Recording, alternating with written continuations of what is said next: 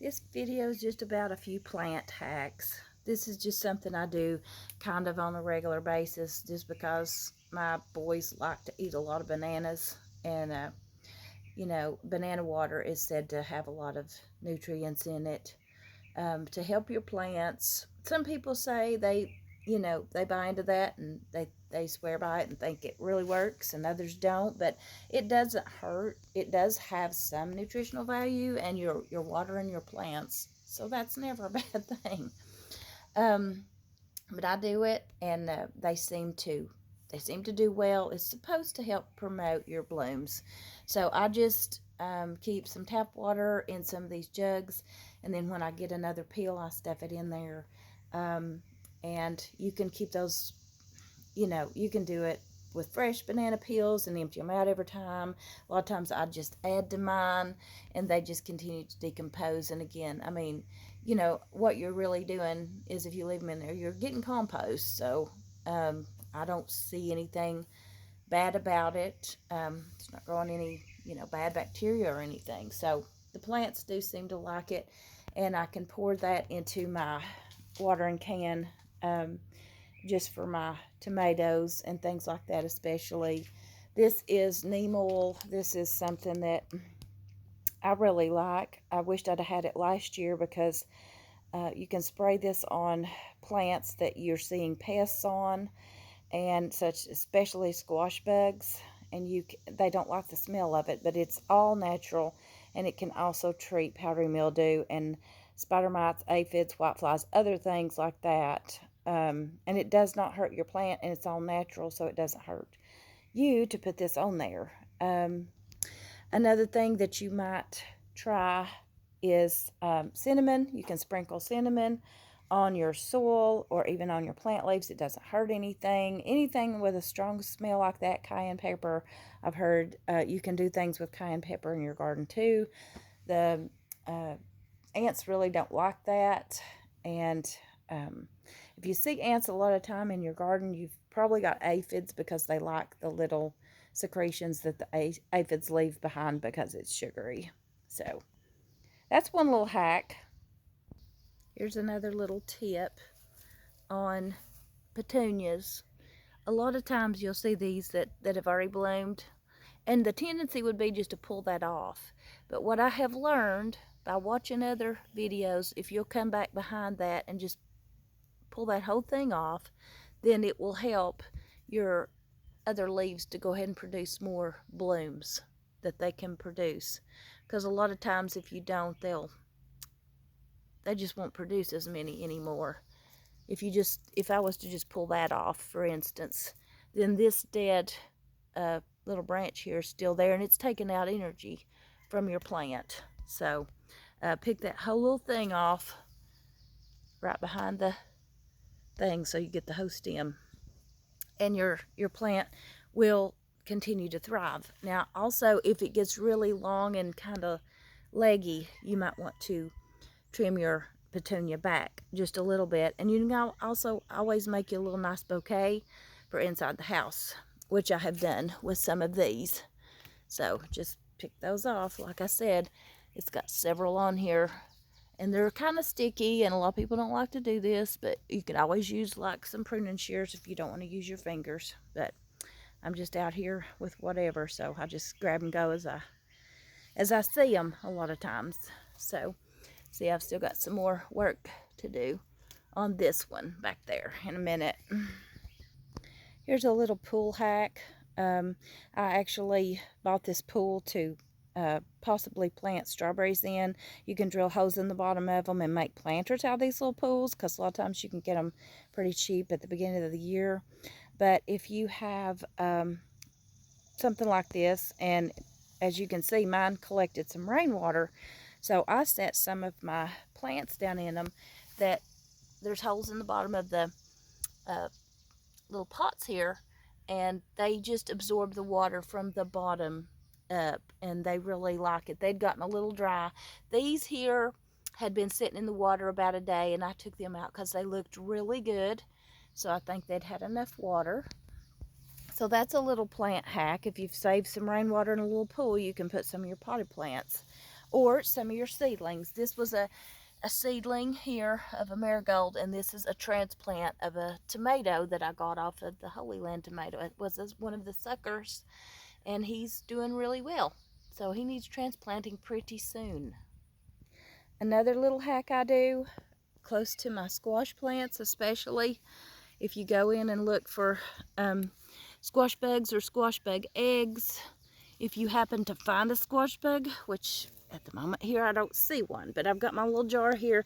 If I find an adult, then I try to get him and put him into this jar of soapy water and seal that up so that I've got something to take them off with, because they can lay so many eggs and they can really suck the life out of your squash plants. You do not want them. If you see any eggs on your, I don't see any right now because I've been really diligent looking these things over every day.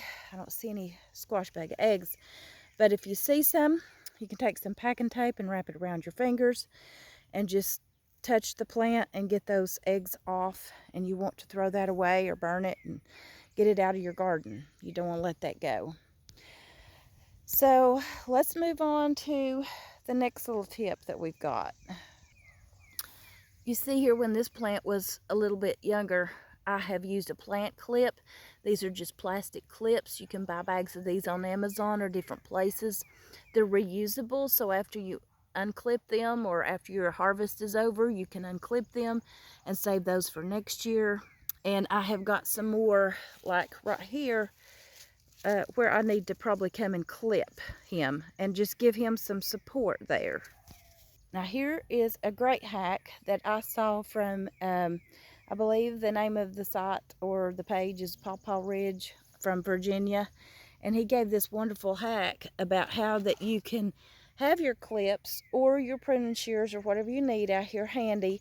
And one of these little reusable, you can use one of these plant holders that your plants came in, because they've got holes in the bottom so that the rainwater runs through. And I basically just poked 2 holes in the sides of that and then zip tied it to the T-post. And then I put an extra one in here. You don't have to put an extra one, but I did, because he said if you need to just carry it around, such as clipping that squash plant I just showed you, then you've got your clips already out here in the garden. You don't have to run back to the house to get it.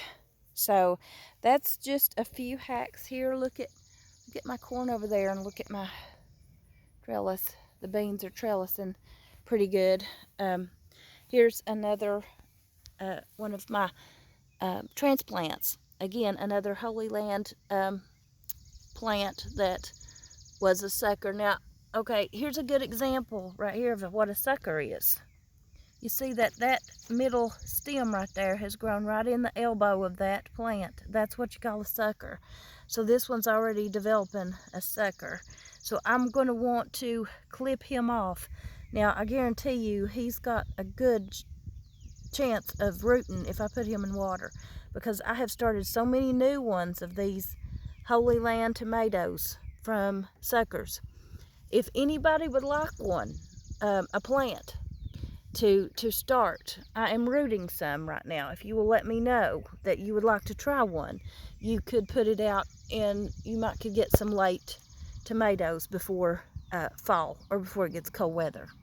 This is supposed to be a huge beefsteak type tomato, and the story is that it's supposed to be a native tomato of Israel.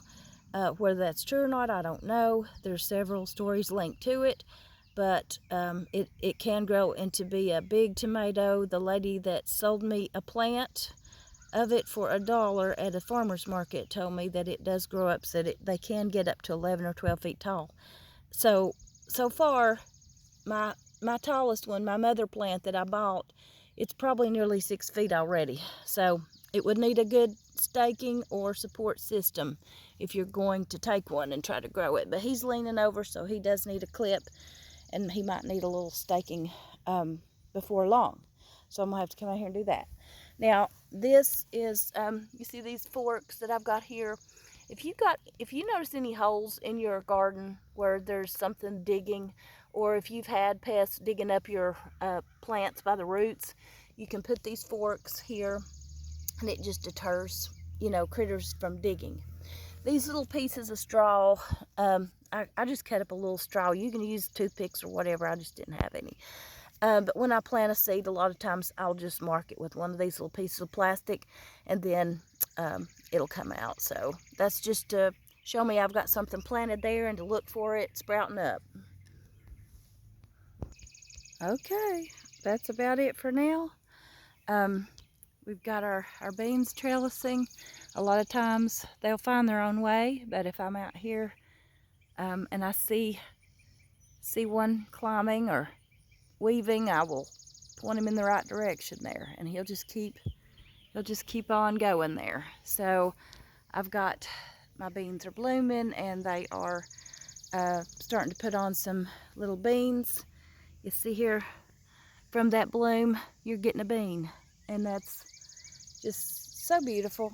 Just a beautiful thing to see and watch and witness. So anyway, so happy gardening today, and hope y'all have a blessed day and have learned something. YouTube is a great place to just go and learn things from people that farm or homestead.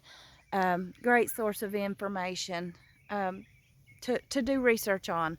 And when you put out a plant, I do recommend you go research that plant, and you find out what that plant, if it likes sun or shade, if it needs a lot of water or not as much water, what are good companion plants to plant near, what are plants that you don't want to plant next to each other is a good thing. So anyway, just do a little research, and it'll pay off.